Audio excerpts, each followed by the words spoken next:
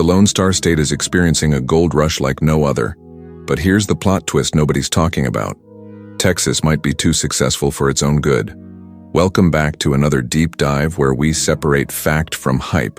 Because if you've been scrolling through real estate listings or job postings lately, you've probably noticed that everyone and their grandmother is moving to Texas. But before you pack your bags and head south, we need to talk about what's really happening in the Lone Star State. And spoiler alert, it's way more complicated than the Texas Tourism Board wants you to know. Over the past decade, Texas has transformed from a regional powerhouse into an absolute economic juggernaut. We're talking about a state that's attracting Fortune 500 companies like they're going out of style, creating jobs faster than you can say, "Y'all come back now," and becoming a legitimate alternative to Silicon Valley, New York, and Los Angeles. But here's where it gets interesting. This explosive growth is creating a perfect storm of challenges that nobody seems to be adequately prepared for. The numbers are genuinely staggering. Texas has added more people in the last 10 years than any other state in the nation. We're talking about millions of new residents, each one bringing their own dreams, their own cars, and their own expectations for infrastructure that, frankly, wasn't designed to handle this kind of influx. Austin, Dallas, Houston, and San Antonio have become magnets for young professionals, families, and entrepreneurs who are fleeing high-tax states and expensive coastal cities. The promise? Lower taxes, lower cost of living, and endless opportunity. The reality? Well, that's what we're here to explore. The economic boom is real, no question about it. Texas's economy is so massive that if it were its own country, it would rank among the top 10 economies globally. We're talking about oil and gas, of course, but also technology, healthcare, manufacturing, and agriculture. Companies like Tesla, Apple, Oracle, and countless others have established major operations in Texas. Elon Musk literally moved Tesla's headquarters to Austin, and that single decision sent shockwaves through the entire state's economy and real estate market. But here's the thing. Rapid growth and economic success do not automatically translate to a better quality of life for everyone. And that's the conversation we need to have. The infrastructure crisis is real and it's happening right now. Texas's roads, power grids, water systems, and public transportation were built for a different era, and they're creaking under the weight of millions of new residents. During the summer of 2023, the Electric Reliability Council of Texas, ERCOT, came dangerously close to rolling blackouts because demand for electricity was absolutely skyrocketing. We're talking about a state that prides itself on independence and deregulation, suddenly realizing that maybe, just maybe, you need some serious coordination when you're trying to keep the lights on for 30 million people. The power grid situation deserves its own conversation. Texas has this unique setup where most of the state operates under ERCOT, which is basically an independent grid operator that doesn't connect to the rest of the national grid. This was supposed to be a feature, not a bug, independence and freedom from federal regulation. But when you have extreme weather events, whether it's the brutal cold snap of 2021 that left millions without power and heat, or the scorching summers that push demand to record levels, that independence starts to feel like a vulnerability. And it's not just about the grid capacity, it's about the infrastructure needed to support it. Natural gas plants, wind turbines, solar panels, all of this takes time and money to build, and Texas is playing catch-up. Water is another elephant in the room that nobody wants to talk about. Texas is experiencing a historic drought in many regions, and yet the population keeps growing. Lake Mead and Lake Powell are at historically low levels, and the Colorado River, which supplies water to multiple states, is under tremendous stress. Meanwhile, cities like Austin and Dallas are growing at rates that require more water than ever before. It's a mathematical problem with no easy solution. You can't sustainably support unlimited population growth in a semi-arid region without serious water management infrastructure and conservation efforts. Transportation infrastructure is equally overwhelmed. The highways around Dallas, Houston, Austin, and San Antonio are perpetually congested. I-35 through Austin has become a joke, and not a funny one. Rush hour traffic that used to be manageable has turned into multi-hour nightmares. Public transportation exists in these cities, but it's nowhere near adequate for the current population, let alone the projected growth.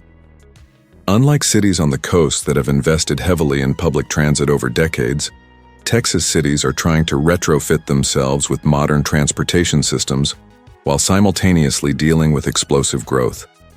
It's like trying to rebuild an airplane while it's flying. Now let's talk about the elephant in the room: housing costs and affordability. This is where the Texas dream starts to crack a little bit.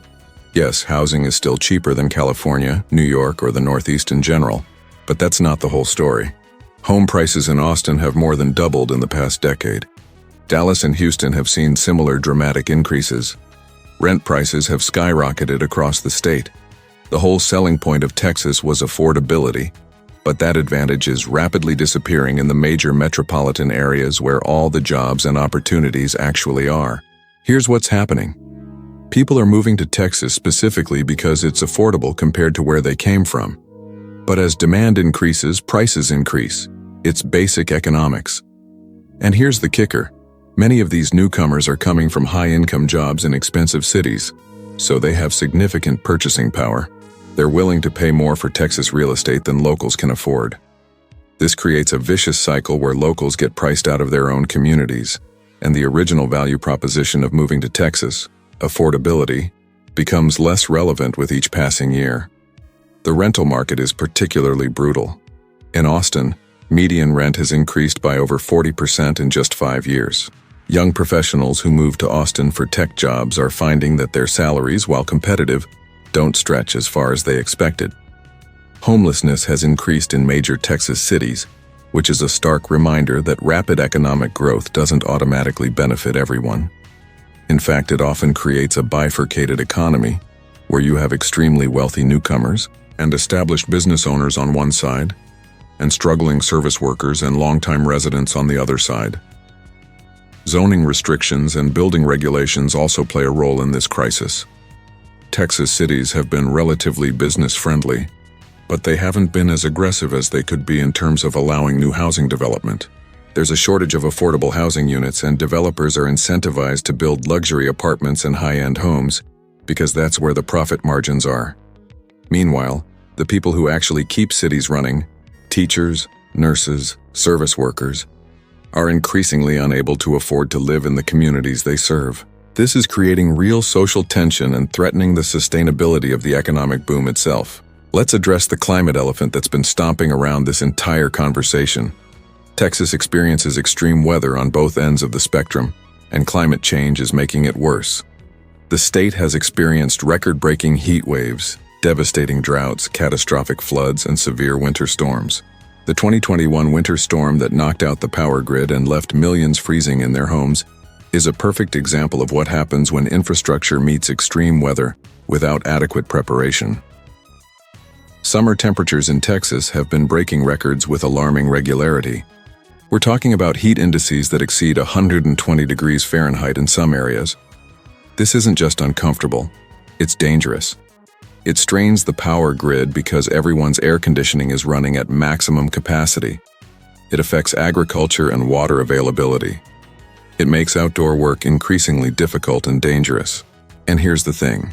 If you're moving to Texas for economic opportunity, you need to understand that you're also signing up for increasingly extreme weather events that could disrupt your life and livelihood. Flooding is another serious issue. Texas experiences devastating floods regularly. Hurricane Harvey in 2017 caused over $125 billion in damage, making it one of the costliest hurricanes in U.S. history. The state's coastal regions are particularly vulnerable, and as sea levels rise due to climate change, that vulnerability increases. Houston, one of the largest cities in Texas, is particularly at risk because it's built on relatively flat terrain with poor drainage in many areas. Climate scientists are warning that the frequency and intensity of extreme weather events will only increase in the coming decades. The irony is that many of the people moving to Texas are fleeing climate-related problems in other regions: California's wildfires, the Northeast's extreme winters, the Southwest's droughts. But they're not necessarily escaping climate change, they're just experiencing it in different forms. Texas's climate challenges are real, they're intensifying, and they're going to have significant economic and social consequences. Insurance companies are already adjusting their rates and coverage in response to increased risk. This is a factor that many people considering a move to Texas don't adequately account for in their decision-making process. So here's the bottom line. Texas is simultaneously booming and breaking, and the outcome depends entirely on whether the state can manage this growth intelligently. The economic opportunity is real. The job market is strong. The cost of living is still relatively reasonable compared to other major metropolitan areas.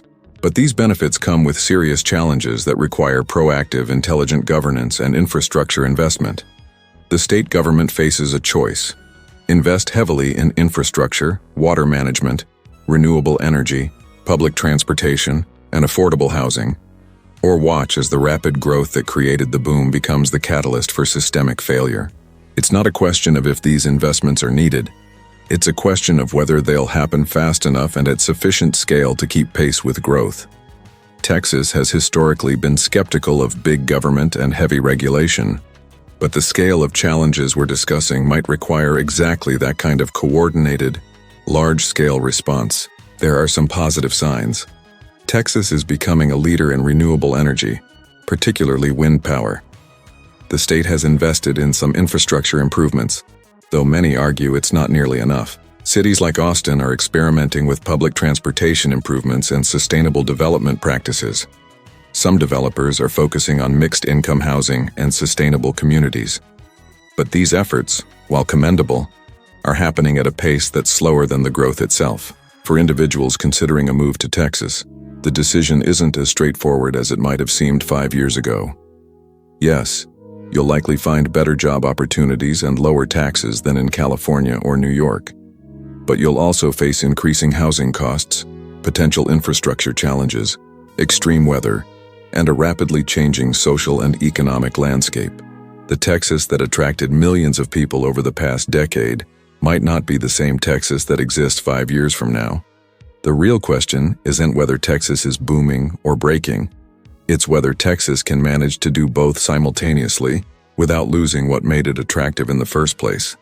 The answer to that question will determine not just the future of Texas, but potentially the future of migration patterns and economic development across the entire United States. The Lone Star State is at a crossroads, and the decisions made in the coming years will echo for decades to come.